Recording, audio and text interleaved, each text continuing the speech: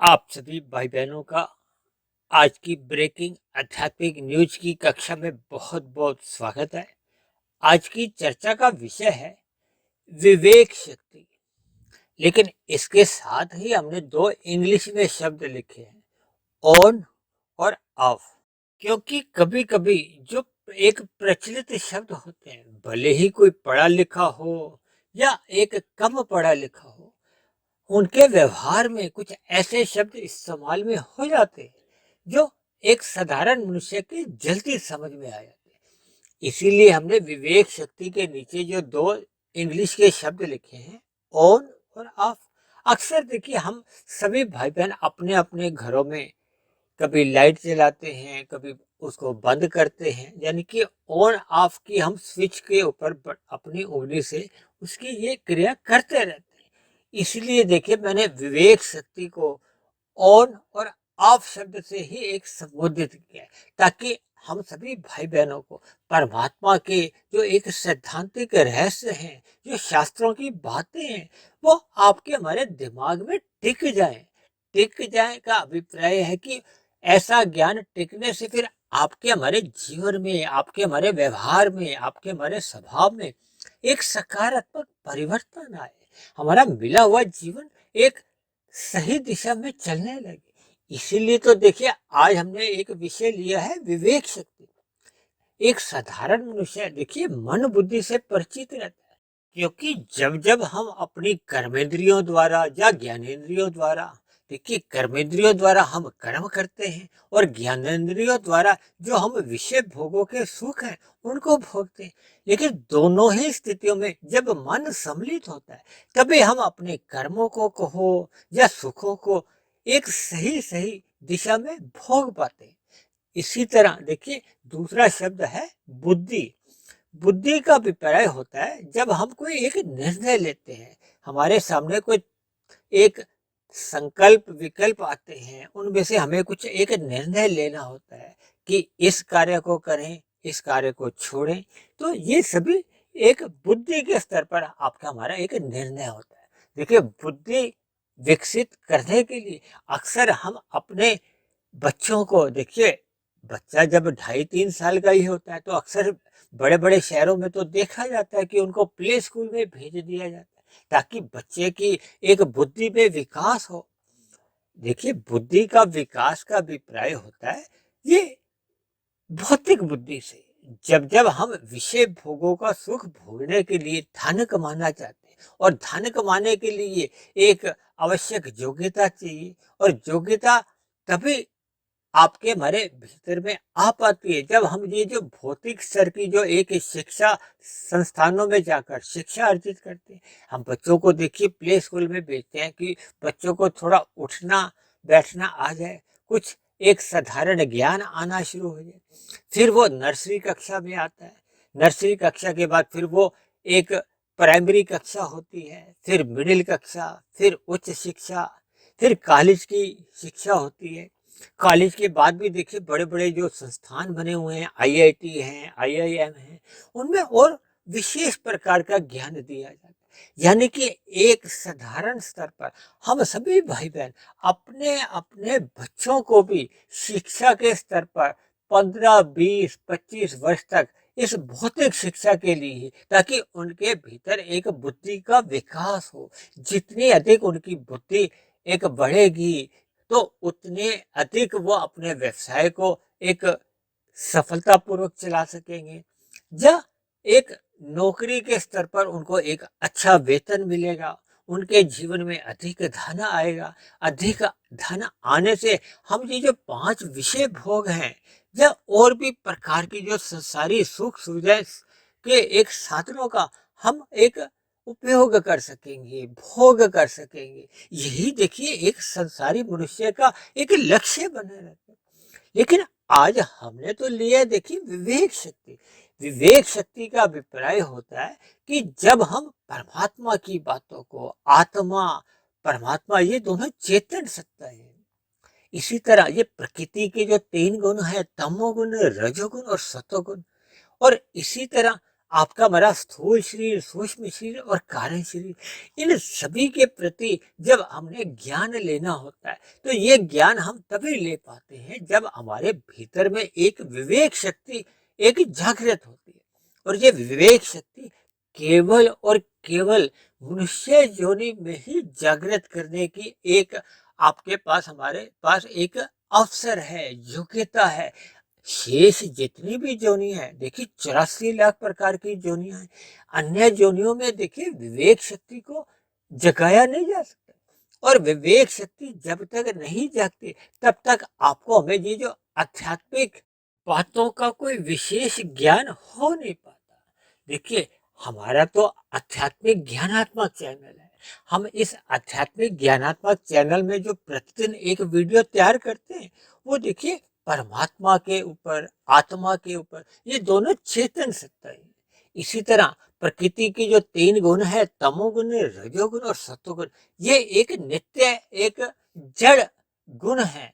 इनमें एक परमात्मा की ब्रह्म शक्ति द्वारा एक संचालन द्वारा इनमें एक विस्तार किया जाता है। जो आप और हम ये जो सतयुग, त्रेता, द्वापर, कलयुग, इन युगों का जो बार बार एक स्थितियां बनती हैं, यानी कि सृष्टि के आरंभ से प्रलय तक की जो एक इन गुणों का विस्तार करके एक 24 तत्वों का एक ब्रह्मांड एक क्रिया में लाया जाता है। ये परमात्मा की ब्रह्म शक्ति द्वारा लाया जाता है। इन सभी का जब हम ज्ञान लेते हैं तो ये तभी संभव हो पाता है जब हम अपनी विवेक शक्ति को जागृत करते हैं। देखिए विवेक शक्ति के नीचे मैंने ओन को सफेद रंग से दर्शाया है और ऑफ को हमने काले रंग से दर्शाया है। अक्सर जब भी हम सफेद रंग से कुछ बात करते हैं तो हम उस पर एक जोर देने के लिए, उसको अपने जीवन में अपनाने के लिए हम एक इशारा करते हैं। और काले रंग का अभिप्राय होता है कि हमें उससे बचना चाहिए। यानी कि आपकी हमारी जो एक विवेक शक्ति है वो ऑफ की स्थिति में, बंद की स्थिति में, बुझने की स्थिति में नहीं होनी चाहिए। वो सदा जागृत अवस्था में रहनी चाहिए। जागृत अवस्था में रहने पे ही ये जो हम प्रतिदिन भी जो एक वीडियो तैयार करते हैं या इसी प्रकार देखिए शास्त्रों द्वारा जो ज्ञान दिया गया है, उन दिए गए ज्ञान को जब हम तर्क पूर्वक यथार्थ रूप से समझने का प्रयास करते हैं तो ये तभी संभव हो पाता है जब आपकी हमारी एक विवेक शक्ति एक आरंभिक स्तर पर आ जाती है।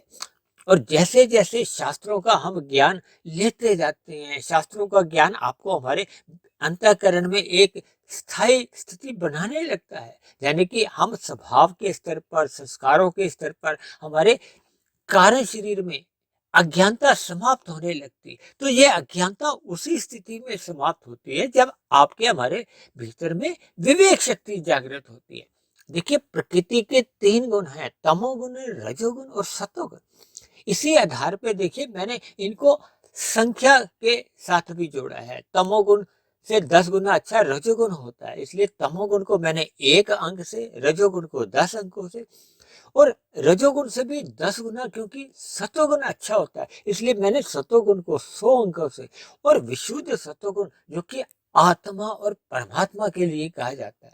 विशुद्ध सतोगुणों का अभिप्राय ये होता है कि जहाँ तमोगुण और रजोगुण का लेश मात्र भी नहीं होता तो वो एक विशुद्ध सतोगुण, जैसे हम कहते हैं ना शुद्ध घी। क्योंकि प्रकृति का जो एक सतोगुण भी है उसमें जब हम कहते हैं सतोगुण तो इसका अभिप्राय होता है कि सतोगुण की प्रधान स्थिति है, लेकिन रजोगुण गौण स्थिति में होता है और तमोगुण अति गौण की स्थिति में होता है। जबकि शास्त्रों के सूक्ष्म रहस्यों को जब आप समझोगे तो जो प्रकृति का सतोगुण है इसको मलिन सतोगुण कहा जाता है और परमात्मा या आत्मा का ये जो सतोगुण की स्थिति होती है ये एक शुद्ध सतोगुण की स्थिति होती है।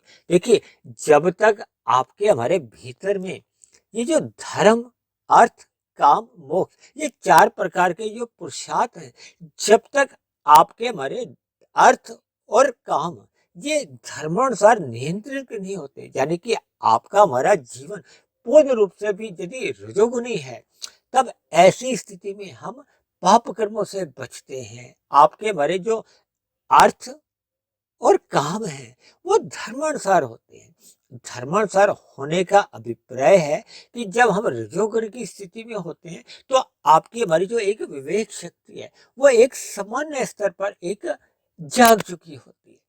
लेकिन जैसे जैसे फिर मनुष्य देखिए रजोगुण से आगे बढ़ता हुआ ये जो धार्मिक कर्म कांड भी बनाए गए वो इसीलिए बनाए गए ताकि मनुष्य रजोगुण के विषय भोगों में फिसले नहीं। रजोगुण का मात्र एक मर्यादा में रहते हुए स्थूल शरीर की अवस्थाओं की पूर्ति तक ही इनका उपयोग करें और सतोगुण जो कि मनुष्य योनि को एक अवसर मिले कि हम जितना अधिक सतोगुण बढ़ा सकते हैं और जब जब मनुष्य की सतोगुण की स्थिति मजबूत होने लगती है तो फिर आपके हमारी ये विवेक शक्ति और अधिक जागने लगती है। देखिए मेरा ऐसा मानना है कि रजोगुण में स्थित मनुष्य की विवेक शक्ति 1, 2, 4, 5, 10% तक ही जागती है और जैसे वो सतोगुण में स्थित हो जाता है तो फिर उसकी 10% से अधिक विवेक शक्ति जागृत होने लगती है और जैसे जैसे ये विवेक शक्ति बढ़ने लगती है तो फिर मनुष्य सतोगुण से विशुद्ध सतोगुण की एक आध्यात्मिक यात्रा को एक अधिक महत्व देता है। वो सर्वप्रथम निष्काम भाव से कर्म करने आरंभ करता है। जैसे जैसे वो निष्काम भाव से कर्म करता है तो उसकी प्रकृति के विषय भोगों के प्रति एक सहज ही ज्ञान पूर्वक वैराग्य उत्पन्न होने लगता है और जब मनुष्य सतोगुण से विशुद्ध सतोगुण की ओर अपनी आध्यात्मिक यात्रा को एक गति देता है तो ये विवेक शक्ति 10% से 15%, 20%, जैसे जैसे मनुष्य कर्म योग से आगे फिर ज्ञान योग में आता है ये विवेक शक्ति फिर बढ़ती जाती है। जैसे जैसे विवेक शक्ति एक बढ़ते बढ़ते परमात्मा के निकट पहुंच जाती है यानी कि विवेक शक्ति मनुष्य की 80% जाग गई, 85% जाग गई, 90% जाग गई। जब मनुष्य की विवेक शक्ति 100% जाग जाती है यानी कि कारण शरीर में अज्ञानता के संस्कार पूर्ण रूप से दग्ध बीज हो जाते हैं।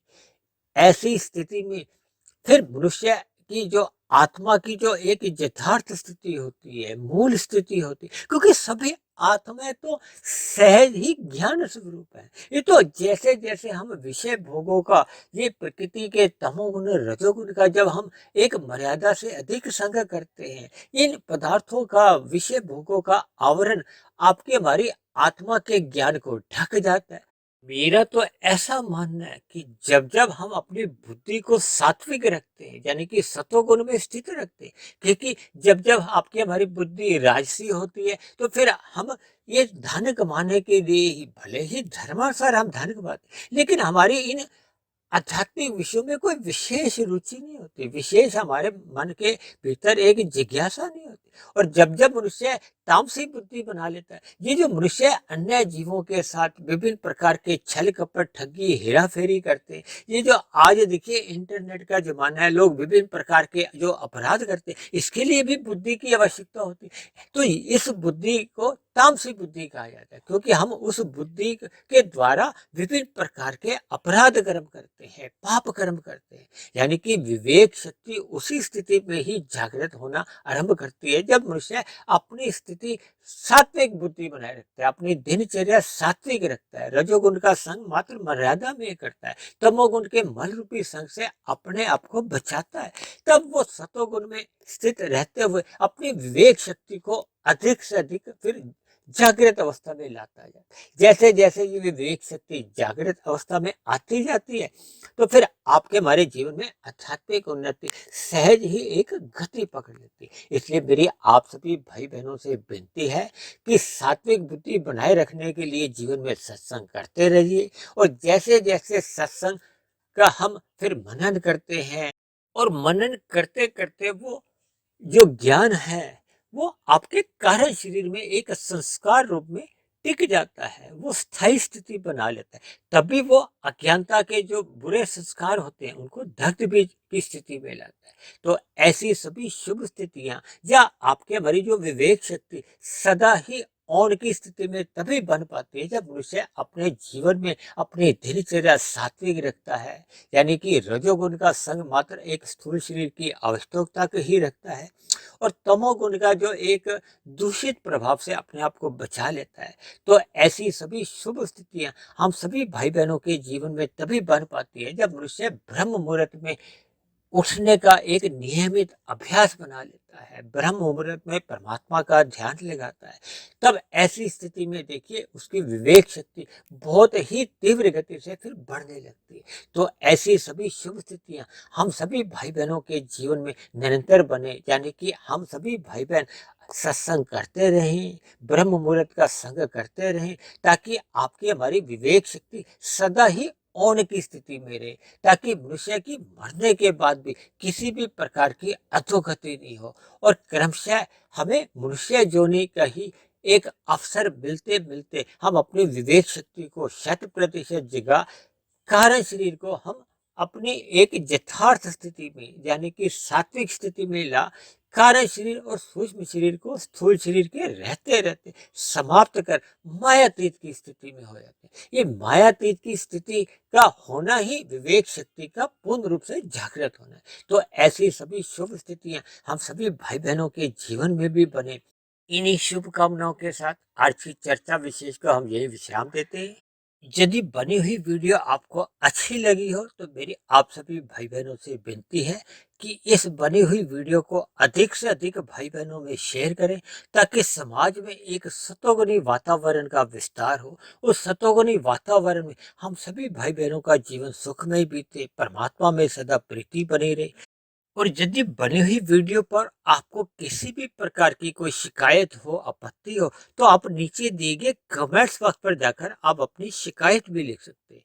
तो चर्चा विशेष को यही विश्राम देते हैं। कल फिर मिलते हैं एक नए विषय को लेकर, एक नए संदेश के साथ। तब तक आप सभी भाई बहनों का बहुत बहुत धन्यवाद।